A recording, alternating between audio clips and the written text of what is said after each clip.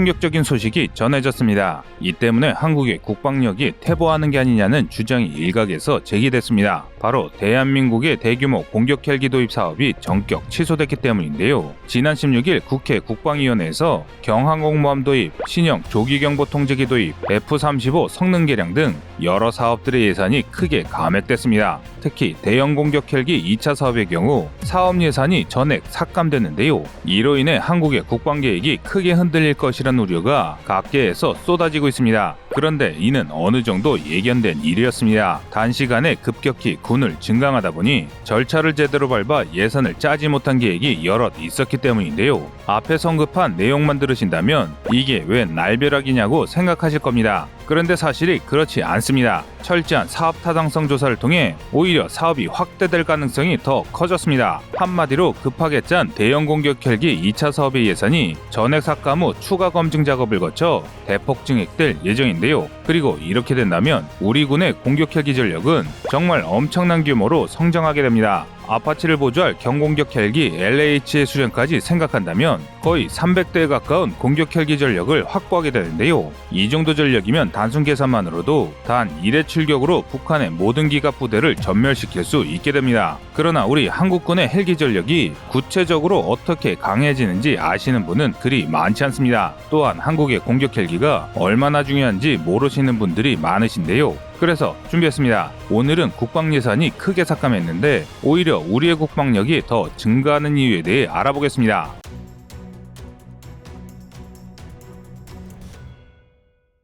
지난 16일은 굉장히 충격적인 날이었습니다. 방위사업청이 제안한 신규 무기 도입 및 개량 사업 예산 중 무려 6천억 원의 예산이 삭감되는 엄청난 사건이 일어났는데요. 국회 국방위원회 소속 국회의원들은 여야를 막론하고 마치 벼르고 있었다는 듯 방위사업청을 난타했습니다. 그 결과 경항공모함 사업, 대형 공격 헬기 사업, 조기경보 통제기 사업 등 우리 국방을 책임질 차세대 무기 중 상당수의 도입 예산이 대폭 삭감됐습니다. 국회가 최근 수년간 군 관련 사업이 폭증하면서 사업 타당성 조사가 제대로 이뤄지지 않고 있다는 우려를 전달한 바가 있기 때문입니다. 일반적으로 국가 예산으로 사업을 진행하기 위해서는 진행될 사업이 타당한지를 두고 사업 타당성 조사가 선행됩니다. 사업 타당성 조사 결과 사업이 국가에 도움이 될 사업이라 판단된다면 국회 검토 이후 사업이 진행되게 되는데요. 그러나 최근 수년간은 이런 절차가 제대로 지켜지지 않았습니다. 독재 국가인 중국과 자민당 독주 체제인 일본이 미친 듯이 군비를 증강하면서 이에 대응하기 위해 우리 역시 신속한 국방 예산 증액이 이루어지는 과정에서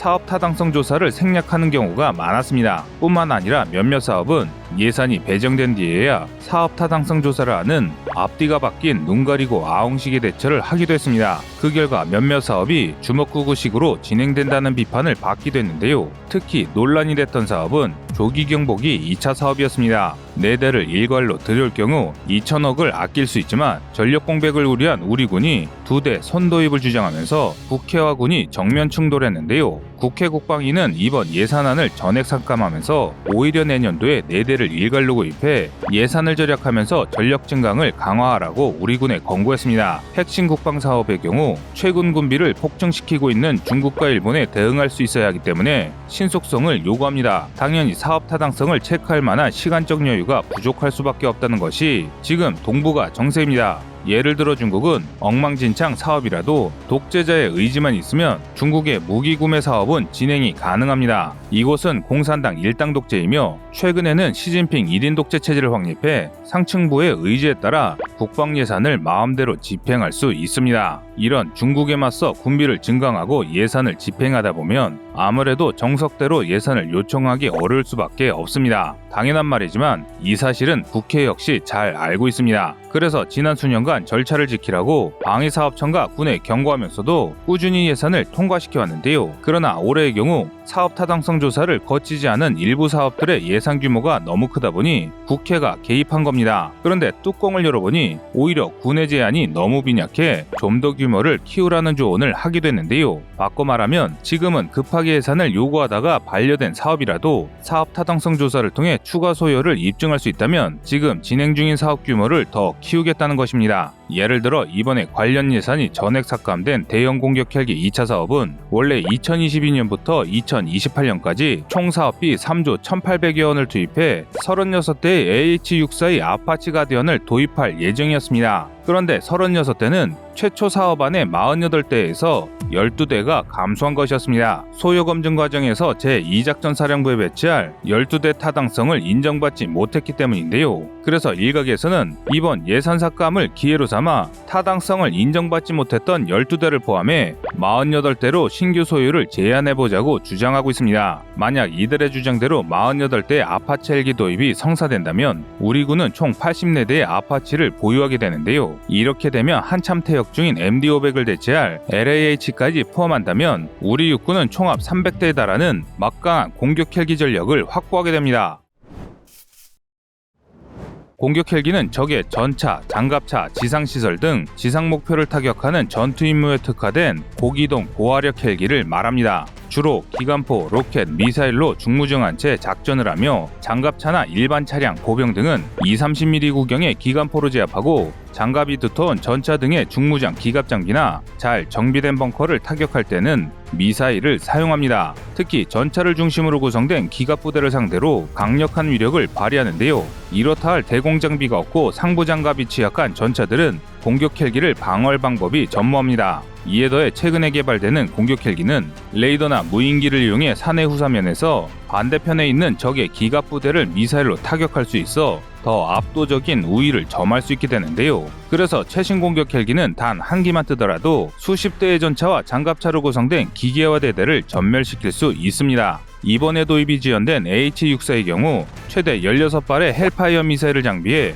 1회 출격으로 16대 이상의 전차를 격파할 수 있으며 함께 장비한 30mm 기관포를 이용해 남은 장갑 차량을 격파할 수 있는데요. 또 적이 단거리 열추적 지대공 미사일이나 대공 기관포를 보유하고 있더라도 산 뒤편에 숨어 공격함으로 적의 공격에서 안전하게 작전이 가능합니다. 즉 공격 헬기는 제공권만 잃지 않는다면 무적이나 마찬가지란 것입니다. 전시 한미연합군의 공군력이 북한과 중국을 압도하기 때문에 공격 헬기의 수가 많다는 것은 한반도 비상사태 시 우리 군이 적성국 기갑 부대를 일방적으로 학살하면서 빠르게 북진할 수 있다는 이야기인데요. 하지만 문제가 있습니다. 바로 공격 헬기의 가격이 상당히 비싸다는 것입니다. 이 문제 때문에 우리 군이 노후화된 구형 코브라 공격 헬기를 최신 공격 헬기로 대체하지 못하고 있었습니다. 즉 충분한 수량의 공격 헬기를 단번에 확보할 만큼의 예산을 받지 못했습니다. 그래서 불과 얼마 전까지만 하더라도 구형 공격 헬기 퇴역 이후 우리 군의 공격 헬기 전력이 크게 줄어드는 것을 우려하는 목소리가 상당했습니다. 그러나 이제는 아닙니다. 경공격 헬기 LAH가 성공적으로 개발되어 양산이 준비되면서 전력 감소를 걱정하는 목소리는 온데간데 없이 사라졌습니다. 한 발 더 나아가 전력 상승에 큰 기대감을 표시하는 이들도 있을 정도인데요.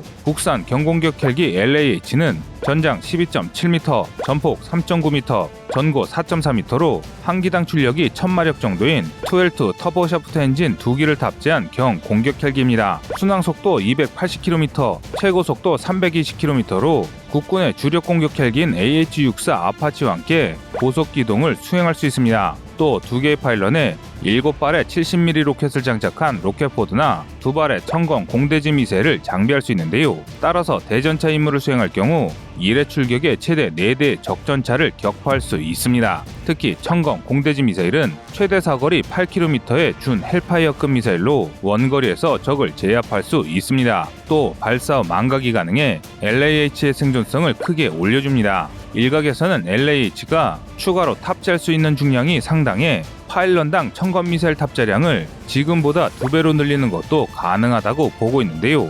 이를 기준으로 생각하면 LAH가 대체할 MD-500보다 2배 더 많은 미사일을 발사할 수 있는 데다 추가로 20mm 기관포를 탑재한 압도적인 공격 능력을 보유하게 됩니다. 우리 군이 보유할 LH의 수는 총 210여 대입니다. MD-500 130대, AH-1S 70대, BO-105 경혈기 10여 대 등 210여 대를 대체할 예정이므로 총전력의 수적 변동은 거의 없습니다. 하지만 일격에 투입할 수 있는 대전차 미사일의 수와 성능은 훨씬 늘어나는데요. 우리 군이 보유 중인 36대의 아파치 헬기와 앞으로 도입될 아파치 헬기의 최대 도입 대수 48대를 더하면 1회 출격에 동원할 수 있는 대전차 미사일의 수가 정말 엄청나집니다. 2차 사업으로 도입될 아파치의 숫자를 48대로 가정하고 LAH의 청검 탑재량이 8발로 개량되면 우리 공격 헬기의 최대 전력을 계산해 볼 수 있습니다. 아파치 84대가 1회 출격으로 총 1276발의 헬파이어 미사일을 발사할 수 있고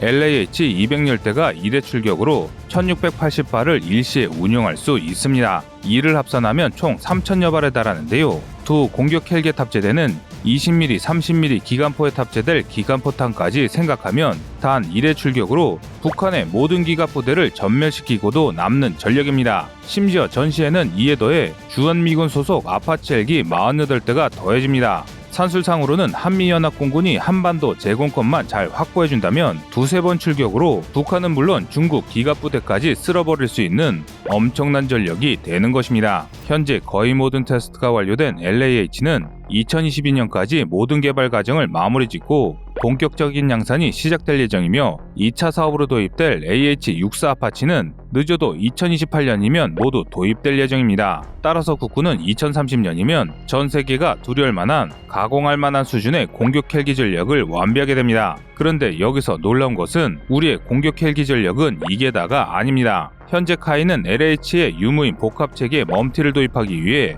여러 연구를 진행 중입니다. 이 사업까지 성공적으로 완료될 경우 LAH 무장에 정찰이 가능한 자폭형 드론이 추가될 예정인데요. 이는 한국에게는 엄청난 전력 증강입니다. 단순 계산만으로도 지금보다 2배 이상의 공격 성능이 증가합니다. 또한 국산 장비이기 때문에 미래 전장 환경에 맞게 빠른 개선이 가능한 장점과 외산 무기 대비 저렴한 장점이 있기 때문에 우리 한국은 다가오는 10년 이내 수백 대의 최신의 공격 헬기를 보유한 초강력 육군 항공대를 보유한 강군으로 거듭나게 됩니다. 여러분의 생각은 어떠신가요? 시청자님의 의견을 댓글로 남겨주시기 바랍니다. 여러분의 좋은 의견이 좋은 영상을 만드는데 많은 힘이 됩니다. 이상 꺼리투브였습니다.